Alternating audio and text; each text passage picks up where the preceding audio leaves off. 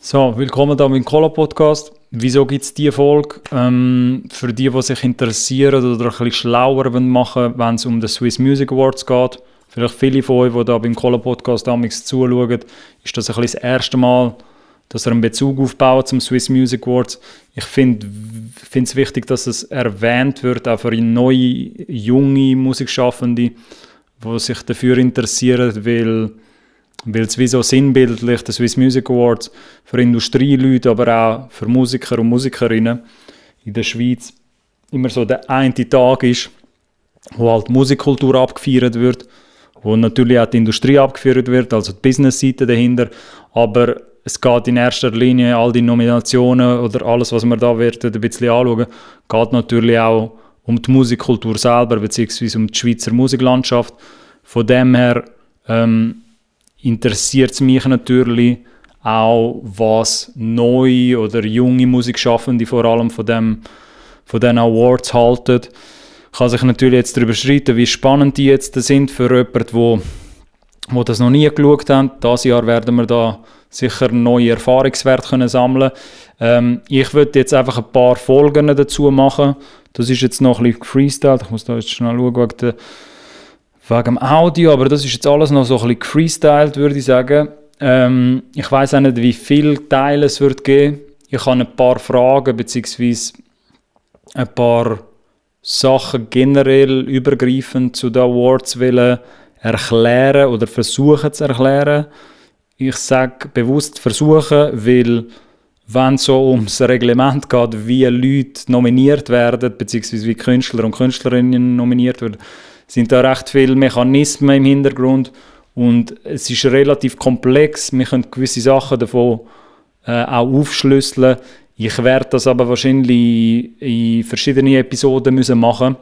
Also das ist jetzt ein Prozess, der ein bisschen länger wird gehen, weil es sicher auch Sachen wird geben, die wir dann später nochmal highlighten müssen oder ich auch ein bisschen auf die Reaktion der Leute kann reagieren, sage ich jetzt einmal. Aber ich versuche das jetzt so übergreifend wie möglich zu machen, beziehungsweise ein paar Punkte anzusprechen, die mir wichtig sind oder die wichtig sind zum Verstehen, sage ich jetzt mal, wenn es um den Swiss Music Awards geht. Genau, jetzt das Voting, wo die sich halt interessieren dafür sehen, das Voting, das jetzt online passiert, sehen ihr natürlich verschiedene Kategorien. Für die da vielleicht schon mal auf die Webseite gegangen sind. Man kann jetzt online voten ab sofort. Was wird jetzt als erstes erklären? Es gibt natürlich verschiedene Kategorien. Ich gehe jetzt nicht alle durch, wer dort nominiert ist, genau. Da kommen wir vielleicht später dazu, aber da kann jeder selber die Aufgaben mal machen oder das durchschauen, je nach Interesse. Was mich jetzt als erstes interessiert, beziehungsweise was ich mit euch anschauen will, ist, wie es überhaupt zu einer Nomination kommt in einer Kategorie. Es sind immer 3 Künstlerinnen oder all die jeweils Songs, je nach Kategorie, wo da drinnen sind. Und wie kommt es jetzt zu den Nominierten? Das ist so ein bisschen die erste Frage, die man sich stellen könnte.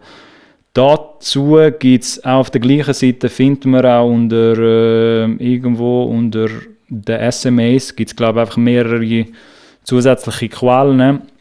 Dort findet ihr auch das Reglement. So, das Reglement Swiss Music Awards, ich nehme mal, das sieht man jetzt da an, genau. Schieben wir das mal ein bisschen über. Das Reglement muss man sehen, hat 15 Seiten und in diesem Reglement, für die das noch nie gesehen haben oder das zum ersten Mal jetzt da erleben, das Reglement erklärt halt ganz genau, wie die Nominierten und wie das Voting, wie es eigentlich alles zustande gekommen ist, was man da halt sieht. Und es wird halt alles erklärt. Wir gehen jetzt ein paar Punkte durch, sage ich mal, wo ich ein bisschen als essentieller erachte. Wir können natürlich nicht all die 15 Seiten durchgehen, weil das würde jetzt ein bisschen den Rahmen sprengen. Aber ich werde das sicher auch noch verlinken, dass ihr das selber anschauen könnt, für die, was interessiert. Ich würde jetzt den Upload auch nicht unnötig langweiliger machen, so dass die Leute jetzt einschlafen, sondern da kurz und knackig durchgehen bei gewissen Sachen. So, jetzt, das eine war eben, wie kommt es zu diesen Nominierungen? So, jetzt kann man da nach Nominierung oder Nomination Nominationen. So, jetzt, was schauen wir uns da jetzt an? Jetzt gibt es natürlich eben viel, auch so kleinere Details, die vielleicht nicht so von Interesse sind. Logischerweise wird da als erstes zuerst wird auch erklärt, dass das Schweizer und Schweizerinnen müssen sein oder auch nach gewissen Kriterien, die ausgewählt werden. Da kommen wir aber später noch dazu. Was ich jetzt als erstes anschauen oder dass ihr das einfach ein bisschen versteht, die Nominationen generell, da gibt es so ein Ermittlungsverfahren, eine Übersicht. Und für die jeweiligen Kategorien, die ihr da seht, jetzt muss ich schnell schauen, ob man das genau anschaut, genau, steht da jeweils, wie die Nominationen entstehen und wie der Sieger oder die Siegerin ermittelt wird. So, jetzt die Nominationen einfach gesagt, es geht nachher noch ein bisschen tiefer rein, aber einfach gesagt, für den Moment, werden die 3 nominierten Künstler und Künstlerinnen da steht auch Nominationen der 3 Künstlerinnen mit dem besten Ergebnis bei Verkäufen. So, die Kategorien sind davon betroffen: Best Female Act, Best Male Act, Best Group, Best Breaking Act, Best Solo Act International, Best Group International, Best Breaking Act International. Wir gehen nachher noch ein paar von diesen Kategorien vielleicht rein. Aber für den Moment ist wichtig einfach zu verstehen, die 3 Künstlerinnen und Künstler werden nach bestes Ergebnis, sprich wer am meisten verkauft hat. Jetzt, Verkäufe ist natürlich ein breiter Begriff. Was fällt jetzt unter Verkäufe? Jetzt muss man da ein bisschen weiter raufgehen, natürlich, dass ich da von Anfang an anfange. Genau. Was zählt jetzt als Verkauf? Und was, jetzt müssen wir da zum Anfang, genau. Was zählt jetzt da als Verkauf? Da hat es von Ticketverkäufen etwas. Academy kommen wir nachher noch dazu. Irgendwo ist das jetzt ja gewesen, oder? Verkäufe. Verkäufe. Also so, genau. Gut, also gehen wir ein bisschen weiter rauf. Genau, da unter einem Paragraph oder einer von der ersten steht auf jeden Fall mal unter Verkaufsmeldungen, nachfolgend auch Verkäufe genannt, sind Meldungen betreffend Verkauf von physischen Musikaufnahmen sowie von Musikaufnahmen in Form von digitalen Downloads und Streams gemäß den Definitionen in Ziffer 1 der Ausführungsbestimmungen des Chartreglements offizielle Schweizer Hitparade zu verstehen, welche bei der GfK Entertainment AG eingegangen sind. So. Jetzt als erstes, genau, das sieht man jetzt hier auf dem Stream. Sprich, unter Verkauf ist jetzt zu verstehen, der Verkauf von allen physischen Musikaufnahmen, also alles, was CDs jetzt wären oder halt auch Vinyl und Downloads und Streams. Jetzt, da kann man schon mal sagen, weil sie reden da auch von einer zusätzlichen Ausführungsbestimmung, wenn es ums Chartreglement geht, offizielle Schweizer Hitparade, weil man sich jetzt fragen könnte, gut, Downloads und Streams, wie werden die dann zählt? Weil Streams vor allem, weil das halt nicht eine Einheit ergibt, halt einen Download sozusagen. Jetzt kann man da auch, das werde ich vielleicht auch noch verlinken, da gehen wir aber nur ganz kurz rein, weil es ist jetzt wirklich, sind wahrscheinlich sehr viele Details auf einmal, aber für den Moment, gemäss ifpi.ch, gemäss dem Musikverband, kann man einfach nur wissen, 175 Streams, Achtung, Premium-Streams, 175 Premium-Streams ergeben einen Download im Moment, eine Single-Einheit oder Album-Einheit. Es geht um beides da, weil das Chartreglement bzw. die GfK, die Verkäufe für alle Musikverkäufe und Streams und Konsum in der Schweiz ermitteln, die haben da mal mit dem IFPI Musikverband halt eine Kalkulation aufgestellt, wie man halt die Streams überhaupt dazu rechnet. Und das, was ich da jetzt sage, gilt für Alben und Singles. Und da geht man von einem Beimischungssatz bzw. 175 Streams ergeben einen Download. Nur Premium-Streams nach dem aktuellsten Stand. Sprich, Free Streams, also wenn man jetzt Spotify gratis benutzt mit Werbefinanzierung zum Beispiel und nicht für ein Abo zahlt, die Streams werden nicht dazu gerechnet. Also es werden nur Premium-Streams gerechnet und 175 Streams ergeben einfach eine Single-Einheit. das zu, wie Streams überhaupt beigemischt werden. Jetzt kommen wir zurück zum Reglement gehen. Das kann man ein bisschen im Kopf behalten, dass die Streams auf jeden Fall siehst, das habe ich schon wieder vergessen, zu 175 Streams ergeben ein Download sozusagen, eine Einheit. Streams werden so dazu gerechnet. Jetzt unter Verkäufe eben für die Nominationen gehen von den jeweiligen Kategorien, es gibt dort noch gewisse Unterschiede, aber für die meisten Kategorien gehen halt wie gesagt die Verkäufe von den physischen Musikaufnahmen, Downloads und Streams rein. Ob Album oder Singles, das spielt nachher einfach bei gewissen Kategorien spezifisch noch ein Fall. Aber die meisten Kategorien sind auch beides, es steht auch noch weiter unten, wenn wir vielleicht dazu kommen, werden beides Alben und Singles gerechnet. Also, als Beispiel jetzt, wenn ich das richtig verstanden habe, weil da steht das jetzt da, die während der Erhebungsphase Verkäufe, da. Das ist alles, brauchen wir nicht im Moment. Aber ja, was heisst das jetzt? Das heisst, Best Female Act zum Beispiel oder Best Male Act, die Künstler, wo da jetzt die 3, die nominiert sind jeweils, oder Best Group als Beispiel so, werden alle Alben-Sales und alle Albenverkäufe und alle Single-Verkäufe werden da zusammengezählt.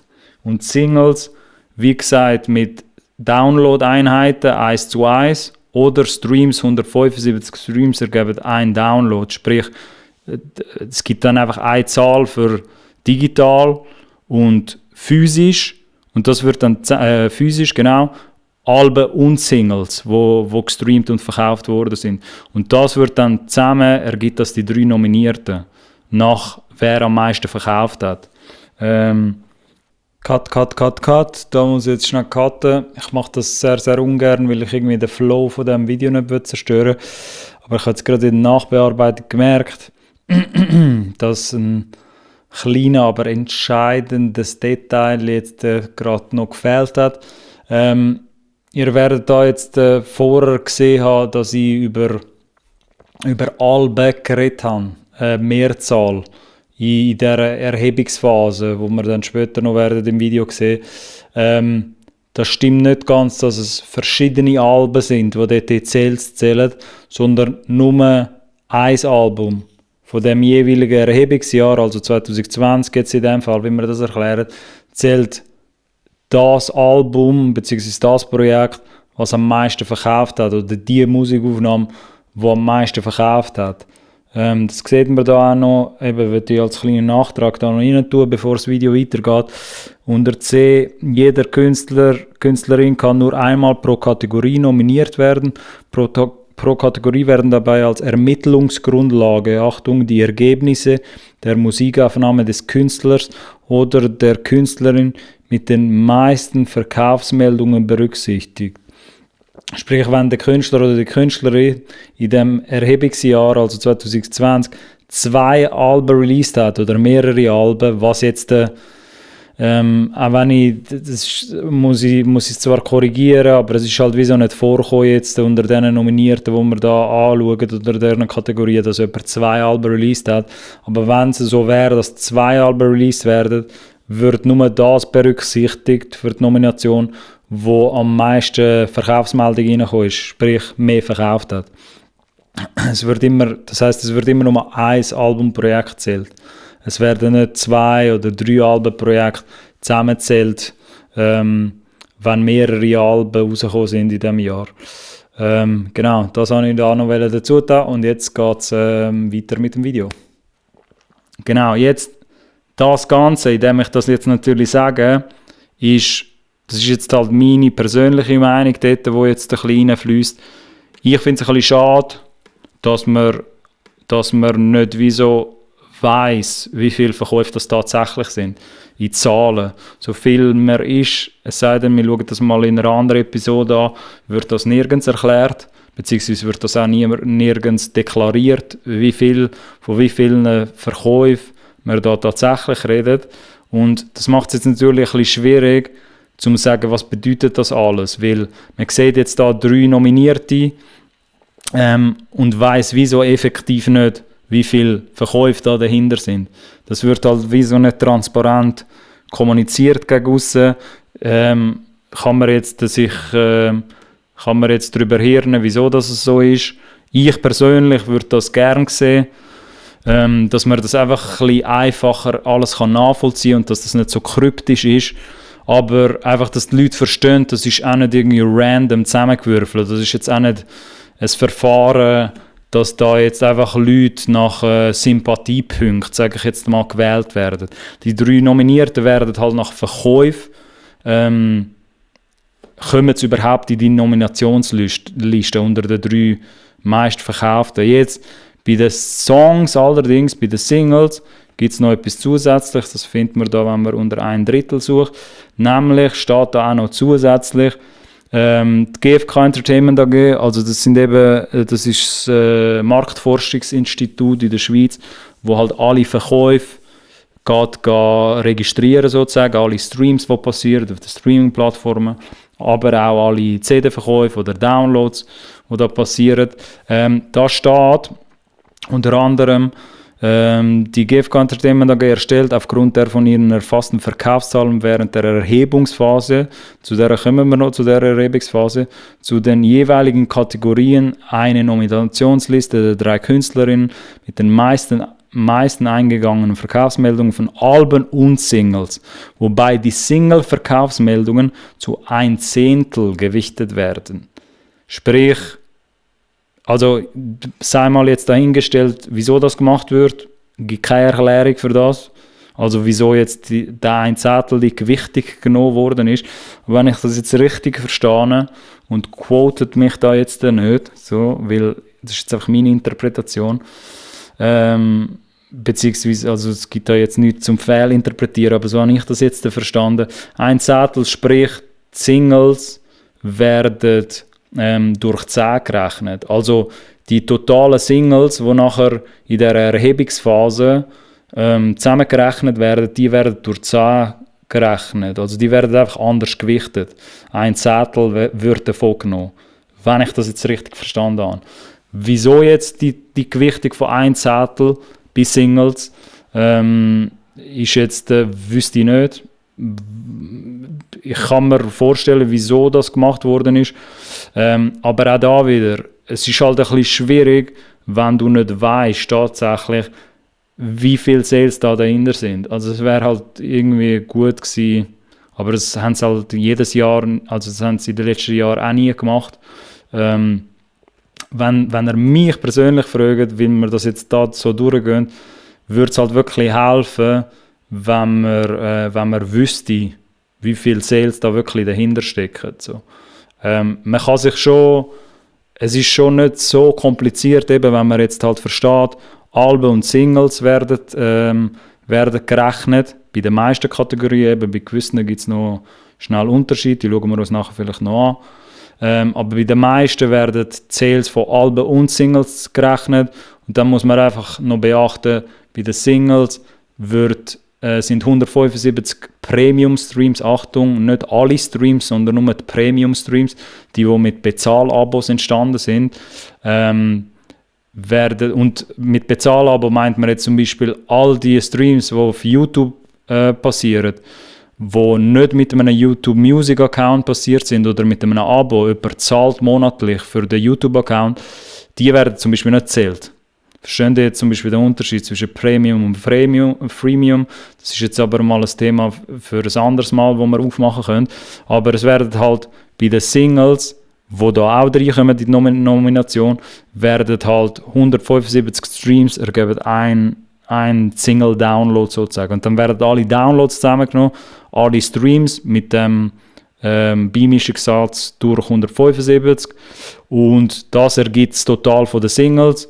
Und dann werden noch alle Alben-Sales gezählt plus Streams von den Alben, auch mit dem Beimischungssatz, von dem wir vorher geredet haben.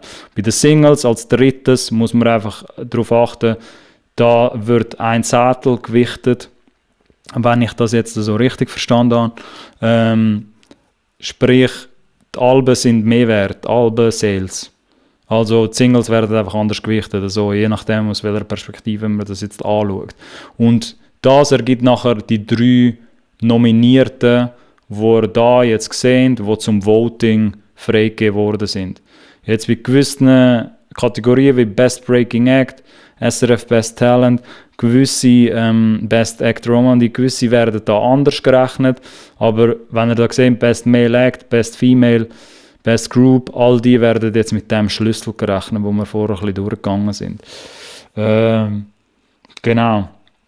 So viel zu den Nominierten. Also es ist wie so kein Hexenwerk. So. Also es ist jetzt kein Voodoo, das ist jetzt auch nicht nach Sympathiepunkten, das ist wirklich nach Sales. Eben, wenn ihr mich fragt, abschliessend dort, ich bin halt ein Zahlenmensch, ich würde das gerne einfach faktisch, statistisch so sehen, was da tatsächlich dahinter ist, weil wenn man das nicht deklarieren kann, also ich hätte halt wirklich gerne gesehen, wie viele Sales das jetzt tatsächlich sind, weil so wirkt es halt trotzdem noch sehr kryptisch, auch wenn es aufgeschlüsselt ist, genau wie das zusammengerechnet worden ist, weiss ich halt trotzdem nicht, wie viel Verkäufe effektiv oder das Total, wo nachher zusammengerechnet worden ist, wo zu dieser Nominierung geführt haben. Ich weiss jetzt nicht, wie der Abstand unter den Nominierten wäre, wie der Abstand auch zu Platz 4, 5, 6, 7, 8, 9, 10 wäre als Beispiel, wo könnten nachrücken,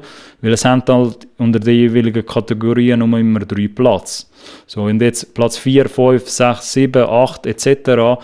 heisst jetzt, dass die halt weniger verkauft haben in dieser gesamthaften Rechnung von allen Verkäufen, also Alben und Singles. Und halt Singles ein bisschen anders gewichtet. Jetzt, genau, das zu den Nominierungen. Jetzt ist da noch irgendetwas gewesen, nicht wegen der Best Breaking Act, da kommen wir nachher noch dazu, aber bei den Verkäufen.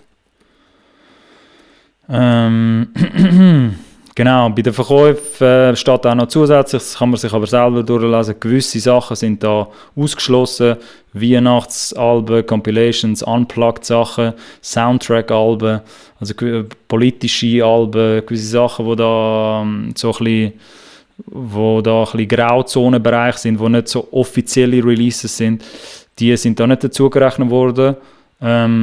Erhebungsphase, würde ich noch schnell da anschauen. Die Erhebungsphase, sprich, welcher Zeitraum wird überhaupt gerechnet, dass es zu dieser Nominierung kommt, wo das ja alles zusammengerechnet wird. Da steht jetzt als erstes, es gibt ein paar Mal das Wort Erhebungsphase da drin, aber wir gehen schnell alle durch.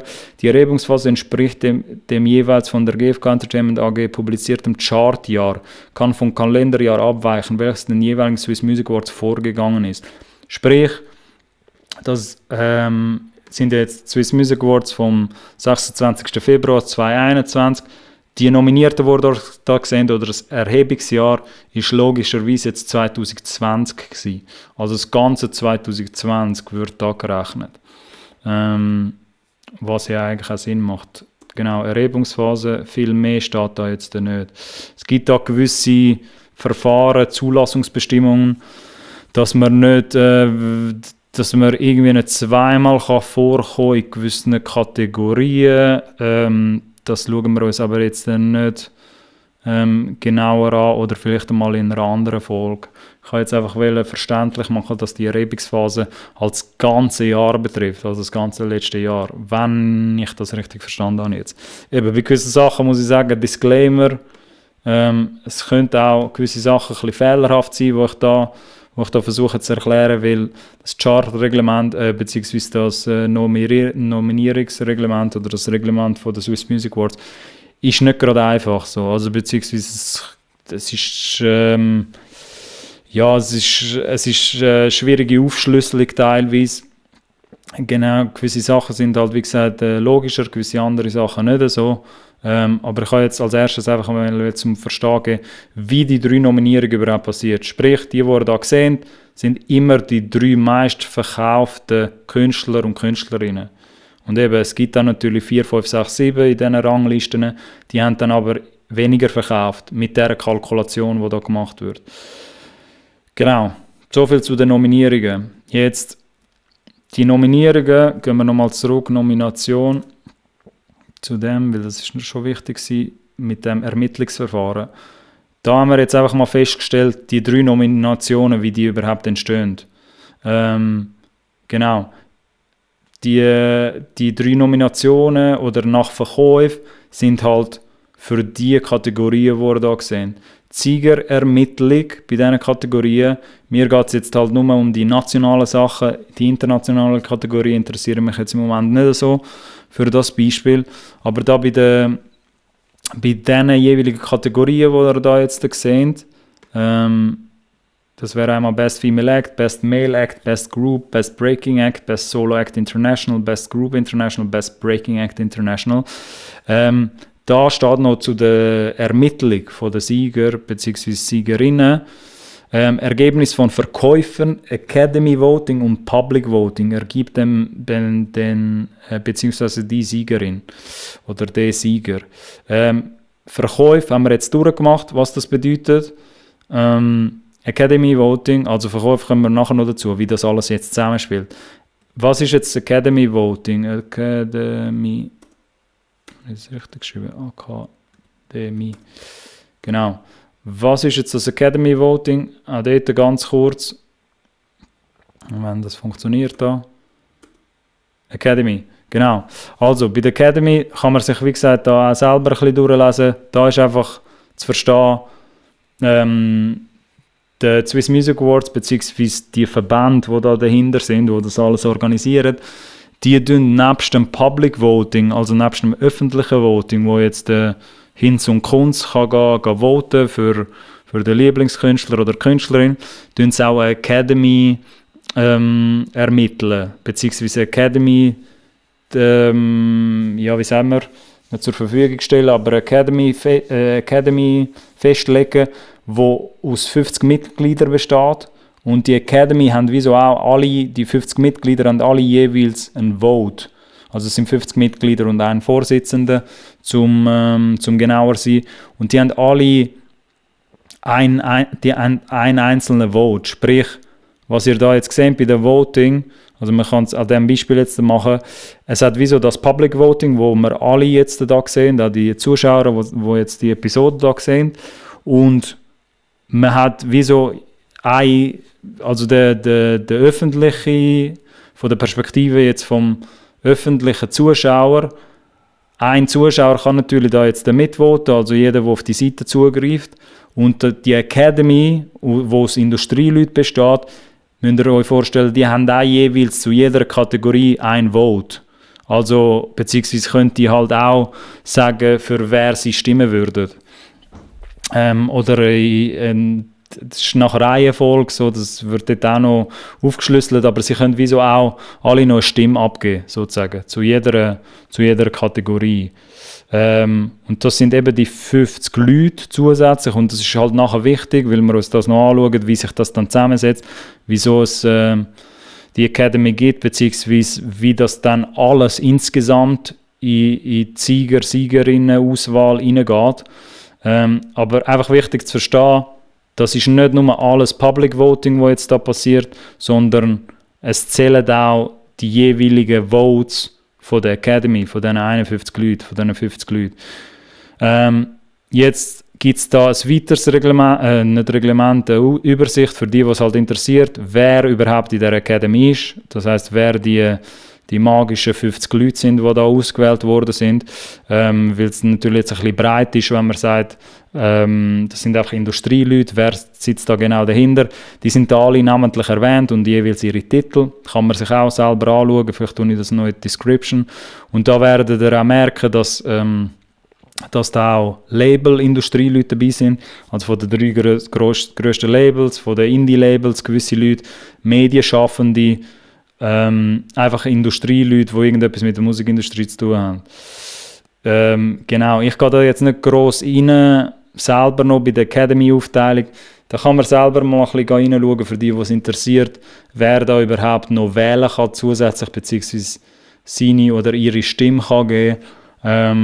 Ist aber recht entscheidend. Also ich würde so viel sagen, dass man kann verstehen oder sollte verstehen, dass bei gewissen Labels, Major Labels oder auch Indie Labels kann es sein, dass mehrere Leute von einer Firma da zu dieser 50er Academy gehört, beziehungsweise zu den 51 oder 50 Leuten.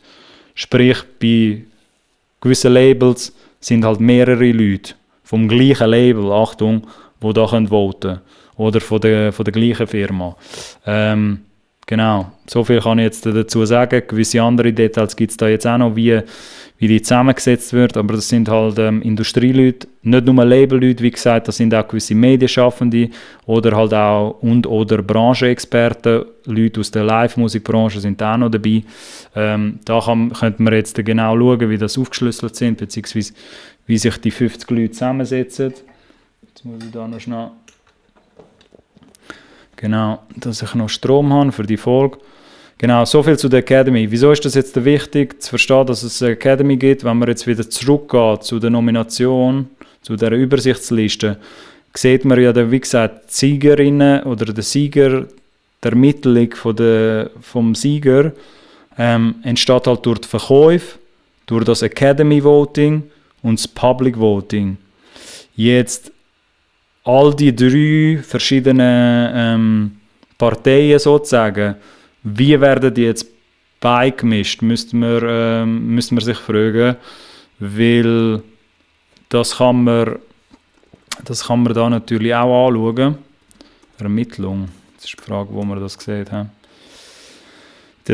Kann nur einmal pro Kategorie nominiert werden, Ermittlungsverfahren. Wie gesagt, es sind recht viele Seiten da. Ich habe aber dennoch anschauen.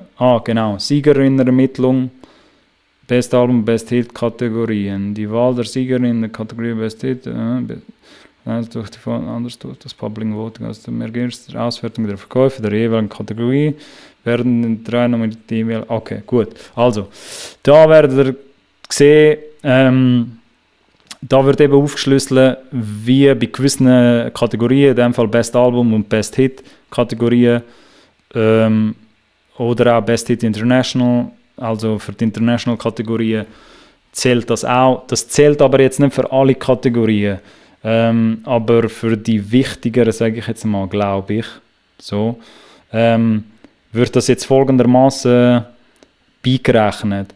Da steht jetzt unter B, seht ihr da aus dem Ergebnis, ich hoffe, man sieht das einigermaßen, aber ich kann es auch vorlesen, aus dem Ergebnis der Auswertung der Verkäufe, da geht es jetzt um die Verkäufe der jeweiligen Kategorie gemäß Ziffer 6.1 werden den 3 Nominierten der jeweiligen Kategorie folgende Punkte vergeben. Erster Rang 150 Punkte, zweiter Rang 100 Punkte, dritter Rang 50 Punkte. Also, weil nicht jeder gleich viel verkauft, beziehungsweise, jetzt muss ich das richtig sagen. Also, da geht es jetzt um die Verkäufe. Es gibt halt einen Erst-, Zweit- und Drittrangigen unter diesen Nominierten. Sprich, der am meisten verkauft hat, ist halt erster Rang. Dann gibt es den, der am zweitmeisten verkauft hat, zweiter Rang. Und der am drittmeisten verkauft hat, dritter Rang. Und die kommen halt jeweils eine andere Punkteverteilung über, wenn es jetzt um die Verkäufe geht, die da mit reinzählen. Der Erste, der halt am meisten Verkäufe hat in diesem Fall, wird 150 Punkte bekommen, Zweite 100 Punkte, Dritte 50 Punkte. Man muss einfach verstehen, dass es dort, wie so immer bei jedem von diesen Nominierten, die ihr da seht, gibt es wie so Rang 1, 2 und 3. So könnt ihr euch das vorstellen immer. Und bei den Verkäufen wird eben ganz objektiv, müsste ich meinen, genau. Objektiv, also einfach rein statistisch, wird da geschaut, wer ist Rang 1, wer ist Rang 2 und wer ist Rang 3. Und die kommen gemäss den Verkäufen halt 150, 100 oder 50 Punkte über. Dann als zweites wird da jetzt aus dem Ergebnis des Public Votings gemäß werden den 3 Nominierten in der jeweiligen Kategorie folgende Punkte vergeben. Auch wiederum Public Voting 150, 100 und 50 Punkte. Sprich, wenn ich da jetzt vote, ich habe das glaube ich schon gemacht auf der IP, ich kann das jetzt natürlich da nicht vorführen, aber da werden halt auch, man kann immer nur jeweils für 1 voten, glaube ich, wenn ich da jetzt nicht Falsches sage, aber die Public Votings werden halt auch jeweils mit Rang 1, 2 und 3 werden es anders punktet. Also bekommen es halt je nachdem weniger oder mehr Punkte über. Das wird halt wie so Voting werden dazu zählt, die Verkäufe. Jetzt merke ich aber, das ist halt bei einer speziellen, wenn wir da ein bisschen weiter raufgehen, eigentlich ist es noch um das gegangen, bei Ermittlung Best Act-Kategorien und Best Group-Kategorien im Allgemeinen. Okay, eigentlich ist es mir mehr um das gegangen. Ihr seht, wenn man da halt weiter runtergeht, gibt es halt Best Album und Best Hit-Kategorien, ist die Ermittlung ein bisschen anders. Ich hätte das anders anfangen, aber im Allgemeinen, ich soll so eigentlich sagen, bei der allgemeinen Kategorie, Best Act-Kategorie und jeweils bei der Best Group-Kategorie, gibt es halt immer die 3 Sachen. Die Verkäufe werden mit Rang 1, 2 und 3 gezählt, also meist Verkaufte unter den Nominierten. Dann die Academy Votings, die 50 Leute, von denen ich geredet habe, die können auch jeweils ersten Rang, zweiten Rang und dritten Rang von diesen Nominierten auswählen. Jeder von diesen Academy-Mitgliedern hat halt, wie gesagt, ein Vote. Und je nachdem, ob man halt den ersten, zweiten oder den dritten Rang wählt oder die halt anders nach Rang unterteilt, so wie man das halt mit seinem Vote machen will, mit seiner Stimme, bekommen es halt auch mehr oder weniger Punkte. Und dann als drittes das Public Voting, wo genau gleich funktioniert. Erster, zweiter und dritter Rang. Und diese Punkte werden dann alle zusammengezählt und das steht dann nachher, glaube ich, auch. Beziehungsweise der jeweilige Sieger ergibt sich aus der Summe der Punkte aus den Verkäufen, dem Academy Voting und dem Public Voting. Bei Punktegleichheit zwischen 2 Künstlerinnen und Künstlern geht der Künstler bzw. die Künstlerin mit der besseren Platzierung im Public Voting vor. Sprich, bei einem Gleichstand zählt die bessere Platzierung im Public Voting. Die 3 Sachen, die da reinfließen, die Verkäufe kann man wie gesagt nicht subjektiv anschauen oder da gibt es dann kein Sympathiepunkt mehr, sondern es wird halt wirklich statistisch angeschaut, wer mehr Verkäufe hat. Die werden so gerankt sozusagen unter 1, 2 und 3. Bei den Academy Votings da kann subjektive Entscheid da mitspielen, sprich die 50 Academy Voting Leute, die können nach eigenem Gusto können die entscheiden, wem sie den Vote geben wollen. Und da muss man jetzt wieso einfach als Disclaimer sagen, da kann natürlich Subjektivität entstehen, da bei den Academy Votings, weil man könnte jetzt da sagen, ich spiele jetzt einfach mal das Academy Voting. Man könnte jetzt einfach mal sagen, ja, ich finde nominierte 1 besser als nominierte 2. Oder das kann man halt wie nach eigenem Gusto, nach eigenem Bias kann man das machen. Ich lasse jetzt mal dahingestellt, ob das gut oder schlecht ist. Es ist halt wie so, die 50 Academy-Mitglieder werden halt wie so in ihrer Expertenrolle halt auch nach ihrer Stimme gefragt. Und jetzt gibt es halt vielleicht die das objektiver anschauen und halt nach Verkäufen gehen, weil die haben die Daten alle. Das ist halt wichtig noch zum Wissen. Die meisten von diesen Industrieleuten, wenn nicht alle, müsste ich meinen, aber ich will da jetzt auch nichts Falsches sagen, aber ich sage mal, die Mehrheit von diesen 50 Academy-Leuten, die hätten Tools oder die Möglichkeit, um zu schauen, wer effektiv wie viel verkauft hat. Wieso sage ich das jetzt? Es gibt halt gewisse Academy-Mitglieder, muss ich meinen, das ist jetzt einfach meine Vermutung, das ist reine Spekulation, ich schaue mir das wie gesagt auch aussen an, aber es gibt gewisse Academy-Mitglieder in der Industrie, die das halt objektiver anschauen, sprich nach Zahlen, nach Facts, nach Statistik, und dann gibt es gewisse, die das subjektiver anschauen, nach Sympathiepunkten, nach ich mag den übrigens besser als der andere, oder ich bin halt bei dieser Kategorie ein bisschen mehr biased, weil irgendwie haben wir mit diesen Leuten schon zusammengearbeitet, whatever. So. Ihr seht, da können natürlich sehr viele Faktoren mit reinspielen. Aber bei der Academy, ich meine, das ist da sehr gut aufgeschlüsselt oder auch verständlich gemacht. Die haben halt auch jeweils einfach nur eine Stimme und können halt Rang 1, 2 und 3 bestimmen. Und die bekommen dann andere Punkte. Und das Public Voting als drittes, nebst Verkäufen und Academy Votings, zählt halt das öffentliche Voting, sprich, wenn jetzt gewisse Künstler und Künstlerinnen ihre Fans mobilisieren, ihre Schweizer Fans, dann könnt ihr da voten auf dieser Seite und die können das nachher auch jeweils diesen Lieblingskünstler und Künstlerinnen, das ist, muss man auch sagen, das Public Voting sehr subjektiv, also gar nicht objektiv, müsste man eigentlich sagen, weil, wie gesagt, so wie ich es auch vorher gesagt habe, die Fans bzw. die öffentlichen Personen, Privatpersonen, die sich da für so Voting interessieren und mitmachen und ihre Stimme abgeben, die wissen ja nicht, die machen das rein nach Bekanntheitsgrad, nach Sympathiepunkten, ob halt irgendwie der Künstler einem gefällt oder nicht, meistens würde ich meinen, oder ob man den Künstler oder die Künstlerin schon kennt, weil sie wissen ja nicht, welche Zahlen da dahinter stecken. Ich weiß halt nicht, ob sich das Public Voting generell recht verändern würde. Das ist halt eine Diskussion für ein anderes Mal, wenn man als öffentliche Privatperson, die da mitmachen und eine Stimme geben will, wenn man tatsächlich wüsste, was der Unterschied ist, zahlentechnisch, zwischen den Nominierten. Ich weiss auch nicht, ob sich nachher, also ziemlich sicher, das ist jetzt halt wieder eine Vermutung, aber ich würde meinen, ziemlich sicher würden sich gewisse Stimmen da nachher verändern. Aber man kann sich wie so vorstellen, Public Voting ist meistens nach Sympathiepunkten beziehungsweise sehr, sehr subjektiv. Also die Fans, die halt Künstler X werden halt für Künstler X stimmen, wenn die den Aufruf sehen oder die Kommunikation über Social Media.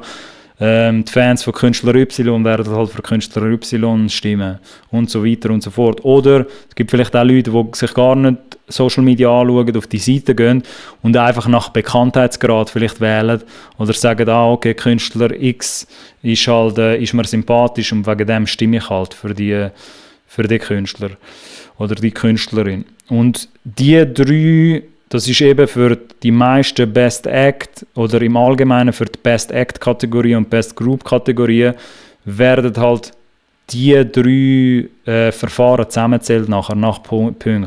Also abschliessend Verkäufe werden in ein Ranking da, Academy Votings, jeweils immer ein Voting pro Academy-Mitglied, pro Nominierung bzw. pro Kategorie und das Public Voting. Das zusammen gibt nachher eine Gesamtpunktezahl. Jetzt bei gewissen, wenn man da eben runtergeht, das habe ich vorweggenommen, sieht es ein bisschen anders aus. Bei Best Album und Best Hit Kategorien in dem Fall werden nur die Verkäufe und Public Votings werden da gerechnet. So, wenn das jetzt so stimmt, in dem Fall. Genau, die zwei Sachen. Das Academy Voting demnach, so muss ich jetzt meinen, weil das ist da nicht mehr vermerkt, da kommt das Academy Voting nicht mehr zur... Ist jetzt eben die Frage, ob das Academy Voting trotzdem noch zur Sprache kommt. Die Wahl der Sieger in den Kategorien Best Album, Best Hit und Best Hit International erfolgt einerseits durch die Verkäufe und andererseits durch das Public Voting. Okay, also es ist nur Verkäufe und Public Voting in dem Fall. Genau. Jetzt bei Best Hit, oder gehen wir nachher noch schnell hin, oder Best Album, ist halt ein bisschen schwierig. Da, der einzige Input, den ich geben will, Best Hit sieht man da nicht, da müssen wir auf eine andere Seite gehen, aber Best Album betrifft das ja in dem Fall auch. Public Voting bei Best Hit, also ich kann nur von Best Hit reden, das ist so meine persönliche Meinung, kann man sich halt darüber streiten und das ist auch ein Gedanke, den ich erst dieses Jahr so ein bisschen entwickelt habe, für mich selber. Bei Best Hit, je nachdem, wie man das halt versteht, für mich ist halt der Best Hit der meistverkaufteste Hit. Und bei einem meistverkauftesten Hit sollte ich eigentlich nur Verkäufe zählen. Sprich die objektiven statistischen Verkäufe.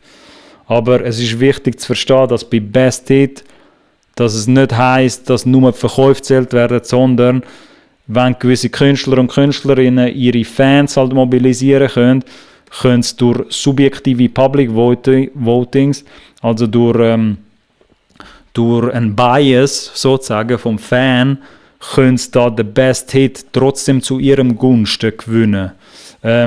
Wie gesagt, vielleicht ist das mal für eine zweite Swiss Music Awards Episode ist das mal ein Thema, das ich tiefgründiger aufmachen kann. Ich bin so ein bisschen der Meinung, ich persönlich bin der Meinung, dass Best Hit wirklich nur nach Verkäufen soll gehen, 1:1 nur nach Verkäufen, nichts anderes. Aber es ist so ein bisschen schwierig, ich weiss halt nicht historisch, wie das halt bestimmt worden ist. Und Best Hit kann man halt auch verschiedenartig definieren, weil es heisst halt auch nicht Biggest Hit. Wenn es jetzt Biggest Hit wäre, rein gemäss dem Namen, müsste man halt wirklich nur die Verkäufe nehmen und nichts anderes und kein Public Voting, wo halt wie so noch ein Bias kann reinbringen, eine Subjektivität. Weil wenn es nur nach Verkäufen geht, ist es halt neutral. Wenn das Public Voting auch mit reinzählt, ist es halt wieso nicht mehr neutral. Für mich, wenn er mich fragt. Aber das hat vielleicht schon irgendeinen Grund, wieso das alles da noch mitzählt. Wichtig ist einfach zu wissen, eben dass bei Best Album, Best Hit Kategorien werden in dem Fall die Verkäufe und Public Voting dazu zählt. Genau, so viel zu dem. Ich weiß jetzt nicht, ob ich dann eine zweite Folge noch machen würde. Wahrscheinlich schon, wo ich ein paar mehr Sachen noch bespreche, weil bei Best Breaking Act national und Best Hit kommen dann auch noch andere Sachen ins Spiel. Oder es gibt auch noch andere Kategorien, wo da ein bisschen anders noch gezählt werden. Aber ich würde meinen, das machen wir am besten in einer zweiten Folge und schauen mal, ob wir wie so, ja, eine zweite oder dritte auch übersichtliche Folge machen kann. Ich würde jetzt diese einzelne Episode auch nicht zu lang halten. Ich würde meinen, es gibt eben wie eine Serie irgendwann einmal, dass wir einfach, und mir ist es einfach darum gegangen, die Swiss Music Awards oder generell die Awards ein bisschen besser können zu verstehen oder für die das interessiert und da zuschauen. Und ich würde meinen, beim nächsten Mal tauchen wir ein bisschen weiter ein oder ein bisschen tiefgründiger, schauen uns vielleicht auch noch die Historie an oder auch gewisse Kategorien, die wir da jetzt nicht haben können genau anschauen oder wie sie sich zusammenstellen. Wie gesagt, es sind da recht viele Punkte, wo man sich anschauen müsste. Das Reglement ist eben, wird 4 Stunden gehen, wenn man das in einer ganzen Episode anschaut, die 15 Seiten. Und ich hoffe, es ist einigermaßen immer noch spannend gewesen für die das interessiert. Ich würde da versuchen natürlich auch niemanden zu langweilen, aber ich würde sagen, es gibt dann irgendwann mal Teil 2. Merci fürs Zuschauen und ja, sind gespannt auf die Awardshow, würde ich sagen. Bis zum nächsten Mal.